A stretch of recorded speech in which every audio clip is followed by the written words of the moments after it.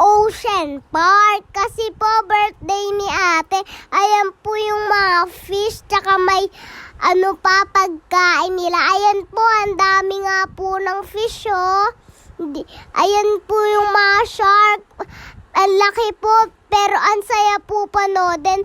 Ayan nga po yung stingray. Happy po si ate kasi birthday niya eh. Kaya nagpa-picture po kami sa stingray.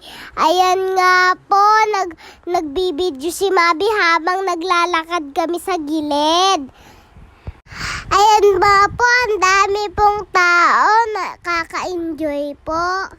Nanood po kaming Sea Lion tsaka bird na show.